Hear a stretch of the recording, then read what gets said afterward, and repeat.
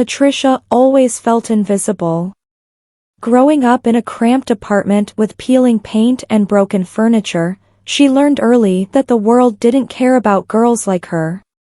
Her mom worked double shifts at the diner, coming home smelling like grease and exhaustion. Her dad. He'd left before Patricia's first birthday, leaving behind nothing but an empty closet and a lot of questions. School wasn't any better. Kids whispered behind her back about her thrift store clothes and the fact that she brought the same peanut butter sandwich for lunch every single day. Patricia kept her head down, stayed quiet, and tried to disappear into the background. But invisibility has a price. By the time she turned 13, Patricia was starving for attention. Any attention.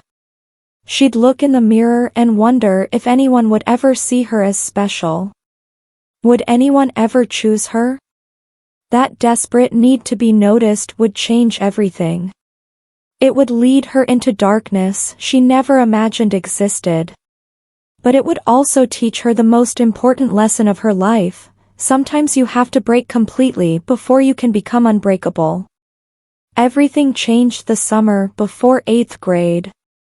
Patricia's body changed, and suddenly boys who'd never looked at her twice were staring. It felt powerful and terrifying at the same time.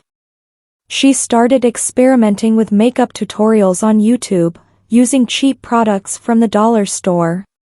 She learned how to line her eyes with black pencil, making them look bigger and older. She practiced walking with more confidence, even when she felt none.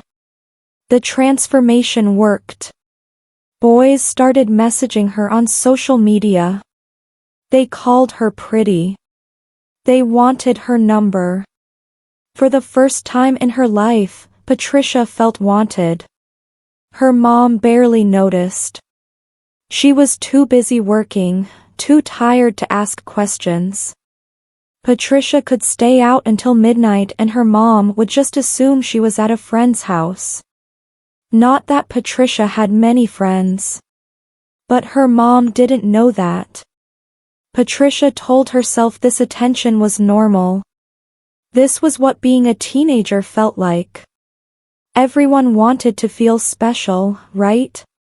She pushed away the small voice inside that whispered warnings. She was tired of being nobody. His name was Devon. He was 16, tall, with dark eyes that seemed to see right through her. They met at the basketball courts near her apartment complex. He was there with friends, showing off, and Patricia was walking home from the store. Devon called out to her. Complimented her smile. Asked for her number. Patricia's heart hammered as she typed it into his phone. He texted her that same night. Within a week, they were talking constantly. Devon made her laugh. He asked about her day, her dreams, her favorite songs. He told her she was beautiful, special, different from other girls. Patricia soaked up every word like someone dying of thirst. He started picking her up after school in his older brother's car. They'd drive around, music loud, windows down. Devon would hold her hand and tell her stories about his life. He made everything sound exciting.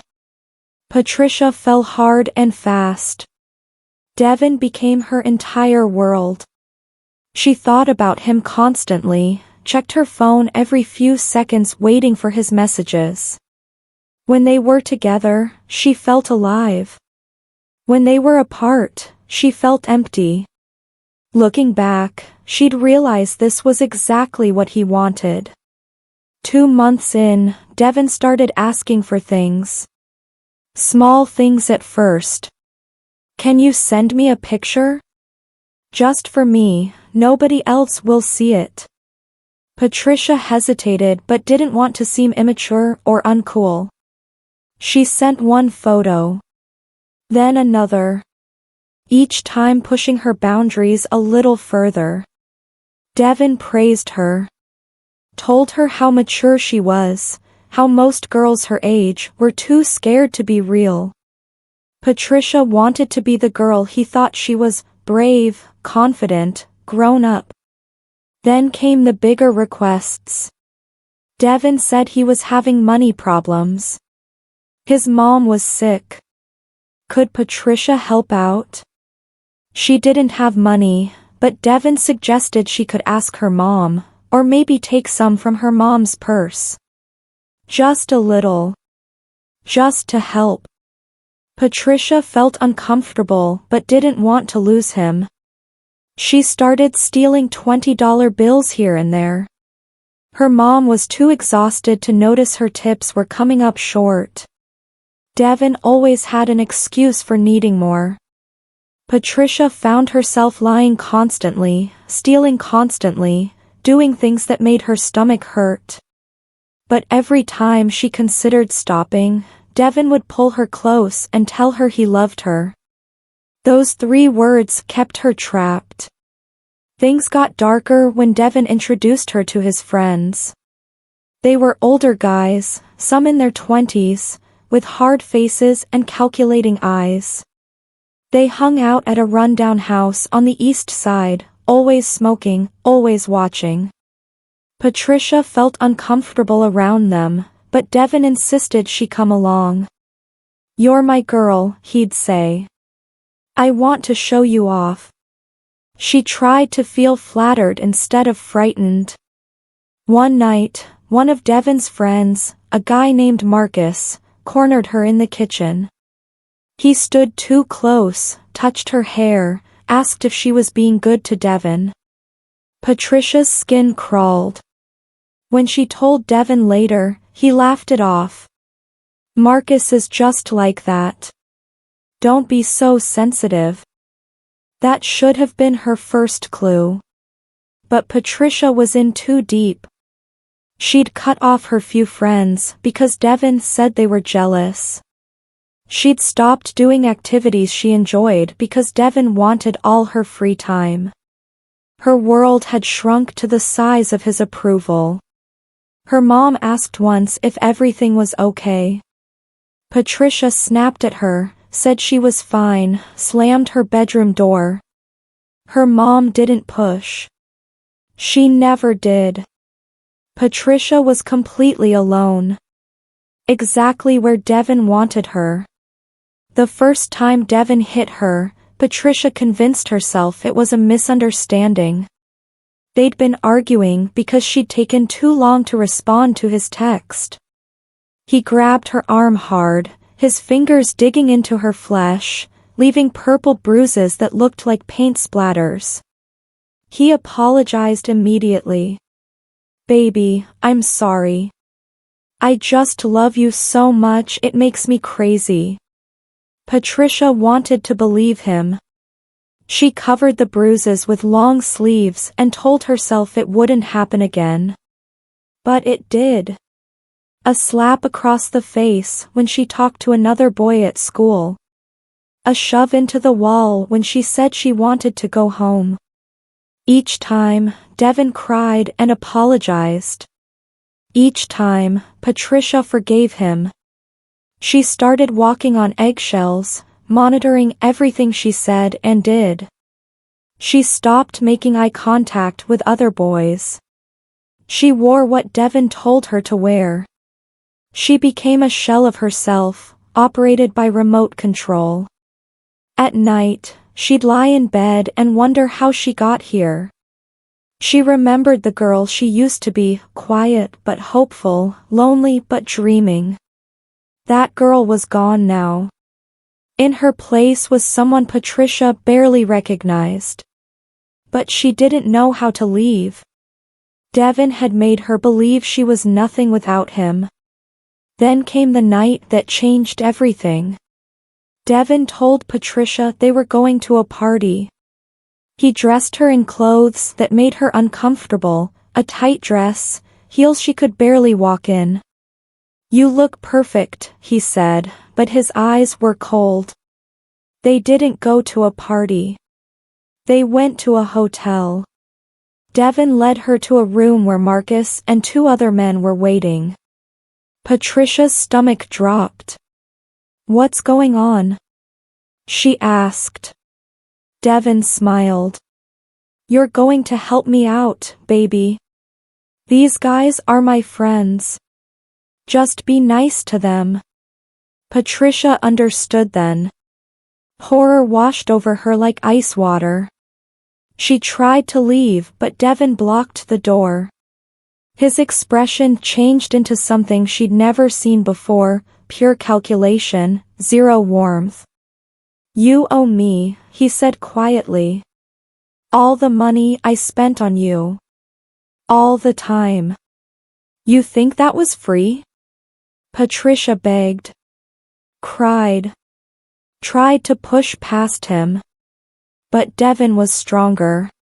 He grabbed her face hard.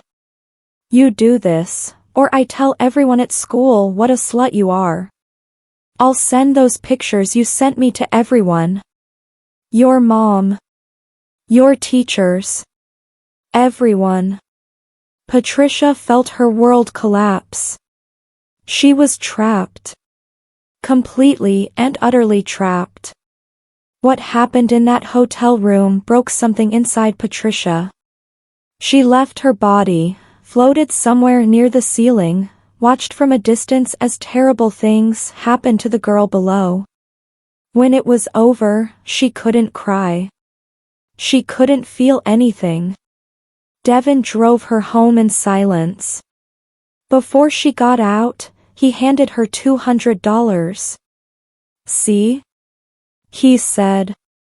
"I take care of you." Patricia looked at the money like it was covered in blood. She stumbled into her apartment. Her mom was asleep on the couch, TV flickering. Patricia walked past her to the bathroom and stood under the shower until the water ran cold. She scrubbed her skin raw but couldn't wash away the feeling of being dirty. That night marked the beginning of a new nightmare. Devon started sending her to meet his friends regularly. Sometimes at hotels. Sometimes at apartments. Once in the back of a van. Patricia stopped counting after the first dozen times. She became a ghost. Going to school but not learning anything. Sitting in class but not hearing the teachers. Walking through life but not really living. The girl she used to be was dead. In her place was just a body, doing what it was told. Patricia thought about dying. A lot. 3 months into this nightmare, Patricia met someone who changed everything. Her name was Mrs. Chen, and she was the new school counselor. She called Patricia into her office one day because Patricia's grades had dropped from B's to F's. Patricia planned to lie, to say everything was fine, to get out as quickly as possible. But when Mrs. Chen asked, "Are you safe at home?" something inside Patricia cracked. She started crying and couldn't stop. Mrs. Chen didn't push. She just handed Patricia tissues and waited. When Patricia finally calmed down, Mrs. Chen said something simple, "I'm here when you're ready to talk." No pressure. No judgment. For the first time in months, Patricia felt a tiny spark of hope. Someone saw her. Actually saw her, not just looked past her. Someone cared enough to ask if she was okay. Patricia didn't tell Mrs. Chen everything that day.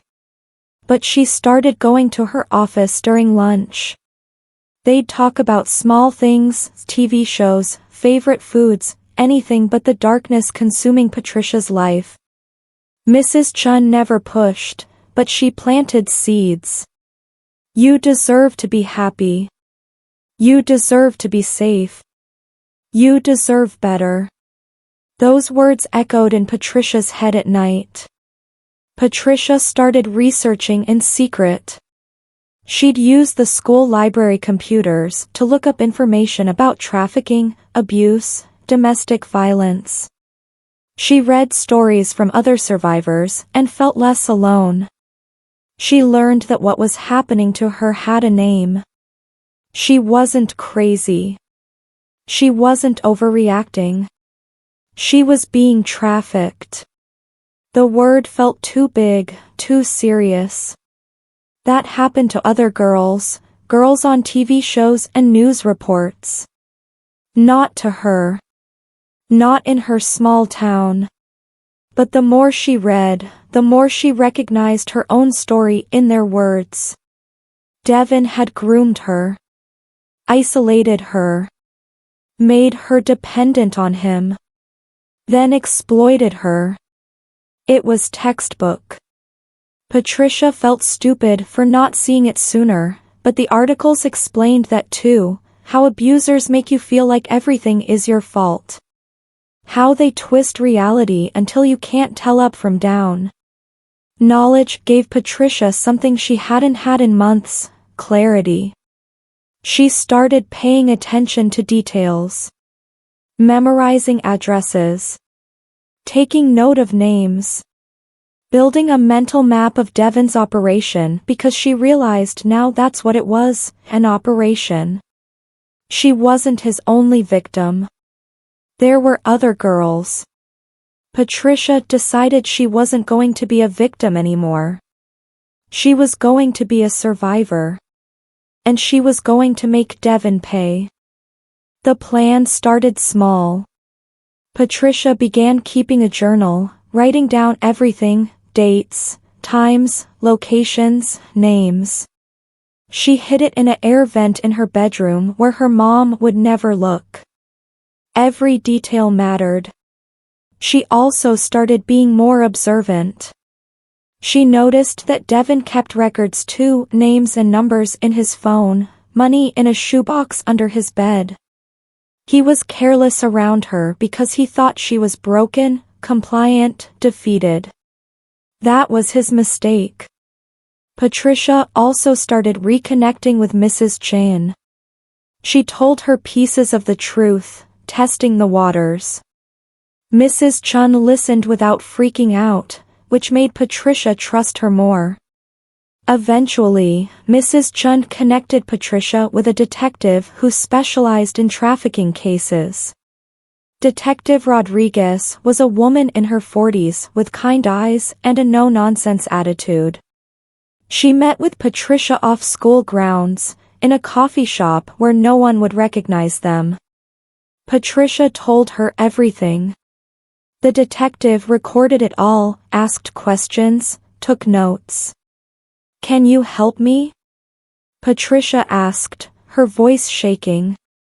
Detective Rodriguez looked her straight in the eye. "Yes.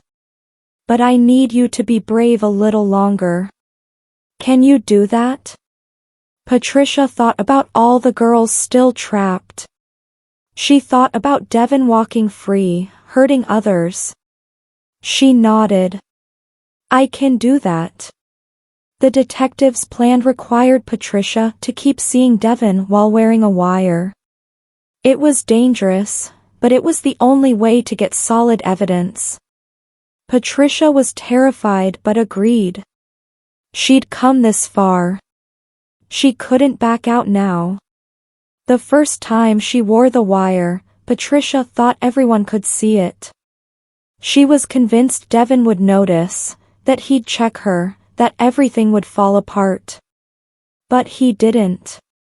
He was too confident, too sure of his control over her. Patricia recorded conversations where Devon talked about money, about other girls, about his plans. She got him to say incriminating things by playing dumb, by asking innocent questions. It was like being an actress in the worst play of her life. At night, she'd meet with Detective Rodriguez and hand over the recordings. The detective would pat her shoulder and say, "You're doing great.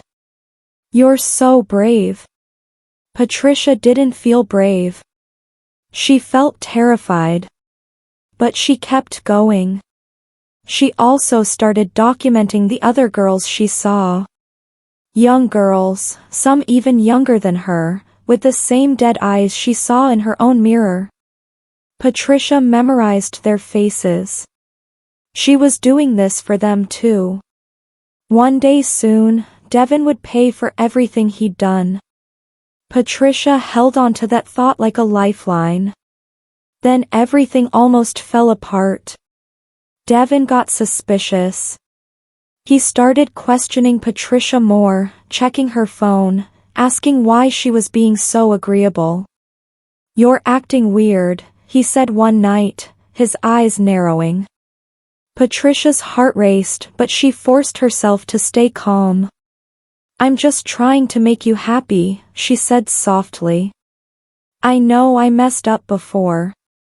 I want to be better for you." She hated every word, but they worked. Devon's suspicion faded. He pulled her close, kissed her forehead. "That's my girl." Patricia wanted to vomit. But she smiled and played her part. She was so close. Just a little longer. Detective Rodriguez said they almost had enough evidence. Just a few more recordings. A few more documented meetings. Then they could move in. Patricia counted down the days like a prisoner counting down to freedom. But she also knew the most dangerous time was right before escape. Animals were most vicious when cornered. Devon was no different. If he found out what she was doing, Patricia knew he'd kill her. It wasn't dramatic thinking. It was fact. So she was extra careful. She played the perfect victim. And she waited for her moment. The moment came on a Friday night. Devon told Patricia to meet him at the house on the east side. "Big night," he said. "Important clients." Patricia knew what that meant. She wore the wire, said "goodbye" to her mom like it was any other night, and walked into the lion's den. When she arrived, the house was full of men. Devon's entire network was there. Patricia's hands shook, but she kept her face neutral. The wire captured everything: conversations about money, about girls, about trafficking routes. It was more than enough. Patricia excused herself to the bathroom and sent a coded text to Detective Rodriguez. The police were already positioned nearby, waiting for the signal. Everything was in motion. When Patricia came back out, Devon pulled her aside. "You've been good lately," he said. "Real good. I'm proud of you." Patricia forced a smile. "Thanks," she whispered. Inside, she was screaming. Then came the knock on the door. Everyone froze. Devon's expression changed. He looked at Patricia with sudden suspicion. "Did you?" he started to say. But then the door burst open. Police flooded in, shouting commands. Devon tried to run but was tackled immediately. Patricia stood frozen as chaos erupted around her. Detective Rodriguez appeared at her side. "You're safe now. It's over." Patricia collapsed. The aftermath was a blur. Patricia was taken to the hospital, examined, and interviewed. Her mom showed up, hysterical and confused. Patricia had to explain everything: the trafficking, the abuse, the investigation. Her mom cried harder than Patricia had ever seen. "I didn't know," her mom kept saying. "I should have known." Patricia felt numb. She couldn't comfort her mom. She could barely process what had just happened. Devon and 12 other men were arrested that night. The police found records, money, evidence of trafficking multiple girls across state lines. It was bigger than even Detective Rodriguez had realized. Patricia's bravery had brought down an entire operation. But Patricia didn't feel brave. She felt empty. Traumatized. Broken. The physical danger was over, but the emotional damage would take years to heal. She knew that. The detective told her she'd have to testify eventually. Devon's trial would be long and difficult. Patricia would have to face him in court, tell her story in front of strangers. The thought made her want to disappear. But she also knew she had to do it. For herself. For the other girls. For every victim who never got justice. Patricia had started this fight. She was going to finish it. The next few months were the hardest of Patricia's life. She had to switch schools because everyone found out what happened. Some people called her brave. Others whispered that she'd asked for it, that she was a slut who got what she deserved. The cruel words hurt worse than the bruises ever had. Patricia started therapy but struggled to open up. How do you explain to someone what it feels like to be sold? To be treated like an object instead of a person? Her relationship with her mom improved and worsened at the same time. Her mom was more present, more attentive, but also smothering. She watched Patricia constantly, afraid to let her out of sight. Patricia felt suffocated. She also had to deal with the legal system. Lawyers, court dates, depositions. Patricia had to tell her story over and over, each time reliving the trauma. She had nightmares constantly. Some nights she didn't sleep at all. But slowly, things got better. Patricia found a good therapist, a woman who specialized in trafficking survivors. She joined a support group with other girls who'd been through similar experiences. For the first time, Patricia didn't feel alone in her pain. She also discovered she had a voice. And she was going to use it. Patricia started speaking out. First in her support group, then at local events about trafficking awareness. She told her story, not the graphic details, but the emotional truth. How easy it was to fall into the trap. How abusers groom and manipulate. How anyone could become a victim. People listened. Really listened.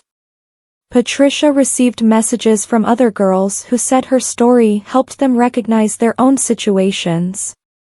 Some left their abusers. Some reported their traffickers. Patricia's courage created a ripple effect. She also started a blog. She wrote about her healing journey, about the ups and downs of recovery. She was honest about the bad days, the days she wanted to give up. But she also wrote about hope, about fighting back, about refusing to let trauma define her. The blog went viral. Thousands of people read it. News outlets contacted her for interviews. Patricia was terrified of the attention but knew it was important.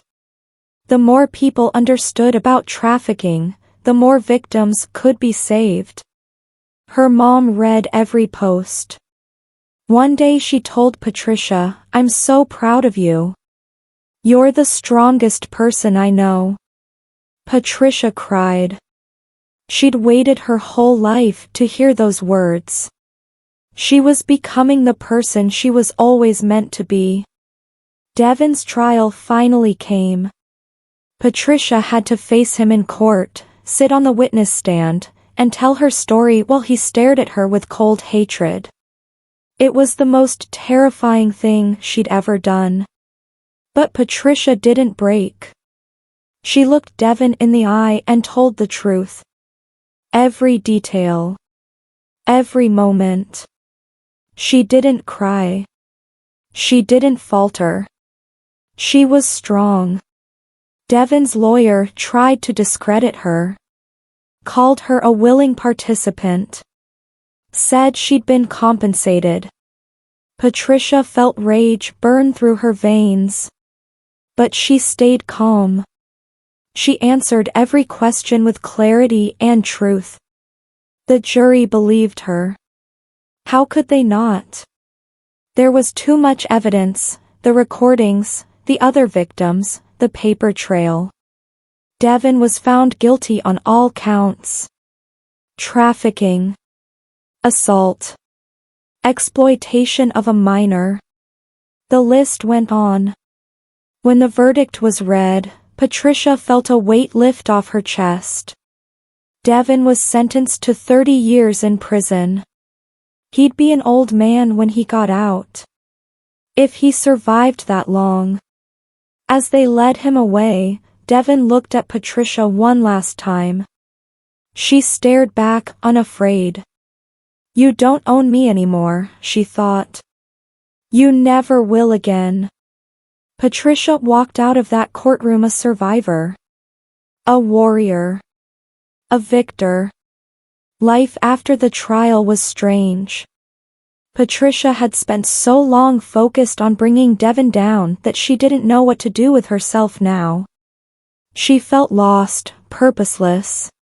But her therapist reminded her that healing wasn't a destination. It was a journey. Patricia had to learn how to be a normal teenager again, how to trust people, how to have fun, how to exist without fear. She started small. She joined the art club at her new school. She'd always liked drawing but had given it up when Devon controlled her life. Now she picked up a pencil again and found it therapeutic.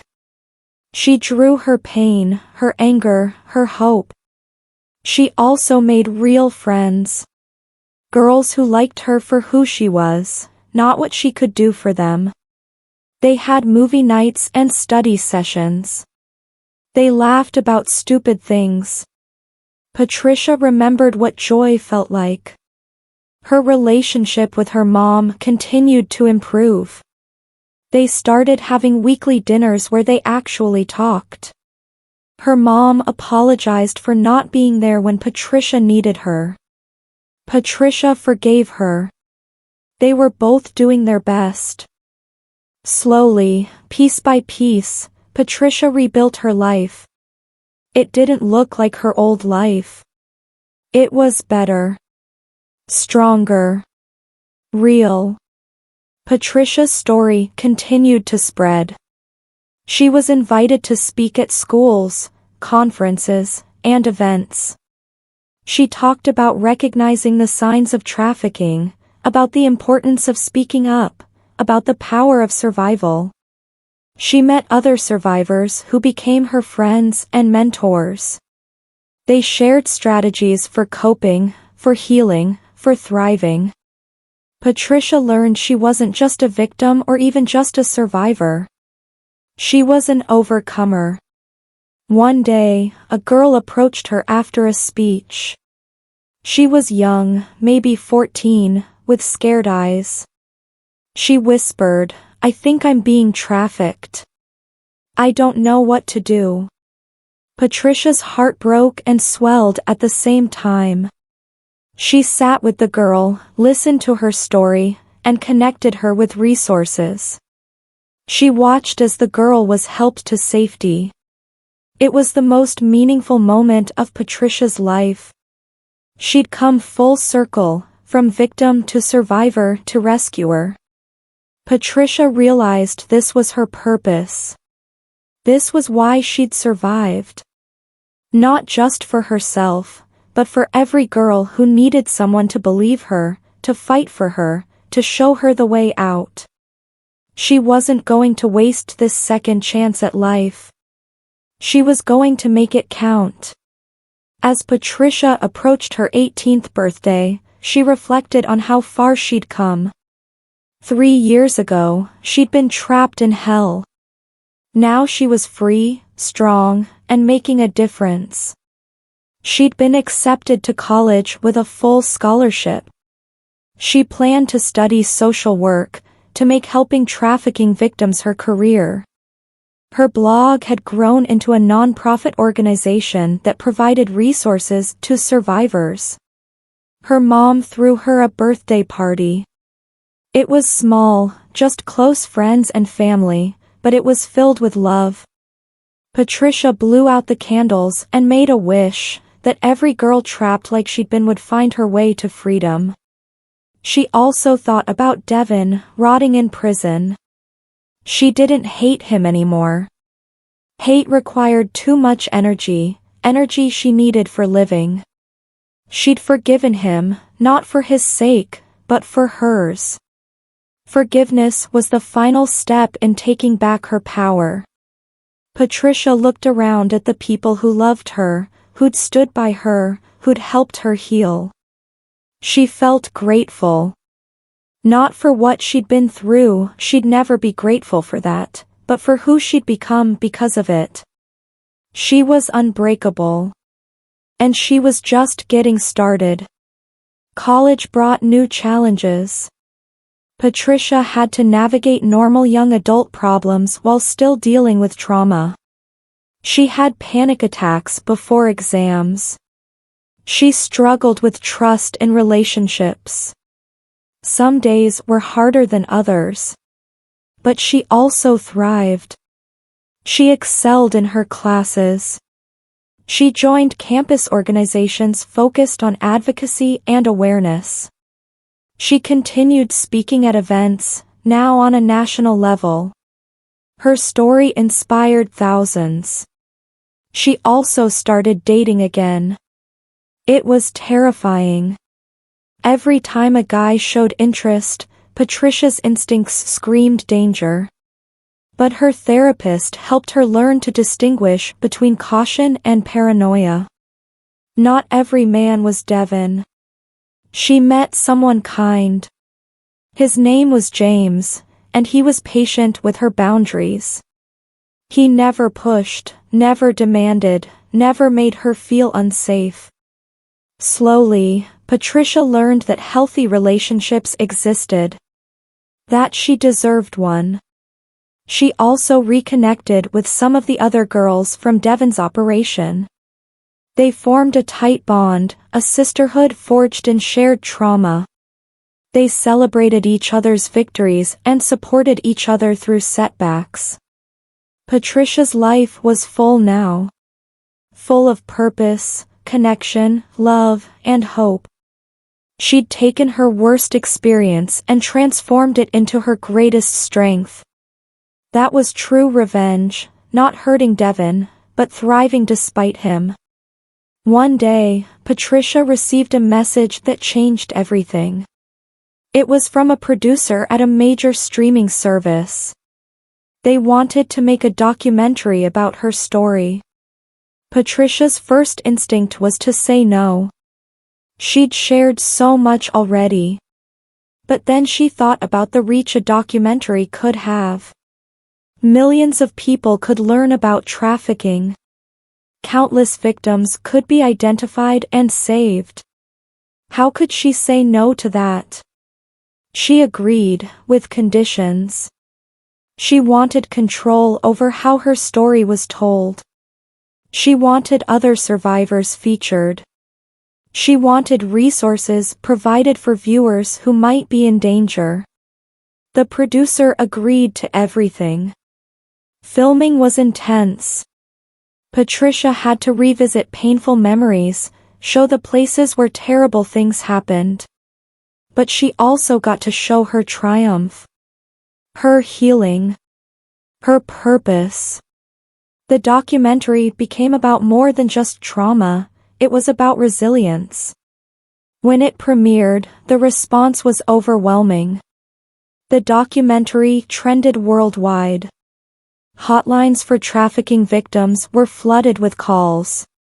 Laws were changed. Funding for survivor services increased. Patricia's story created real, tangible change. She'd turned her pain into power. And that power was saving lives. Years passed. Patricia graduated college, then grad school. She opened a safe house for trafficking survivors, providing them with shelter, therapy, education, and job training. It was everything she'd needed and never had. She watched girls come in broken and leave whole. She saw them reclaim their lives, their voices, their futures. Every success story felt like a piece of her own healing. She also got married. James proposed on the anniversary of her rescue, which some people thought was morbid but Patricia found meaningful. That date represented her rebirth. Now it represents new beginnings. They had a small wedding surrounded by the people who mattered most. Her mom cried happy tears. Her surviving sisters stood by her side. Mrs. Chain and Detective Rodriguez were there. Patricia felt overwhelmed with gratitude. She'd built a beautiful life from ashes. She'd taken the worst thing that ever happened to her and used it to help others. That was the ultimate revenge, not destroying her abuser, but refusing to let him destroy her. Patricia looked at her reflection on her wedding day and barely recognized the broken 14-year-old girl she used to be. That girl was still inside her, but healed now. Protected. Loved. Patricia's story didn't end with a perfect bow. Trauma doesn't work that way. She still had hard days. She still had nightmares. She still carried scars, both visible and invisible. But she also had joy. Purpose. Love. Community. She'd built a life worth living. She'd helped hundreds of girls escape situations like hers. She'd changed laws and shifted conversations. She'd made the world a little bit safer. On the 10th anniversary of her rescue, Patricia stood in front of a crowd of survivors, advocates, and supporters. She looked out at faces of every age, race, and background. All connected by the shared mission of ending trafficking. "I'm not special," Patricia said. "I'm just a girl who refused to stay broken. Who decided that surviving wasn't enough. I wanted to thrive. And if I can do it, anyone can." The crowd erupted in applause. Patricia smiled, tears streaming down her face. She thought about 14-year-old Patricia, desperate for love and validation. She wished she could go back and tell that girl, "You're enough. You're worthy. You're going to make it." But she couldn't go back. She could only move forward. And that's exactly what she'd do, every single day, for the rest of her life. Patricia had broken free. And now she spent her life helping others do the same.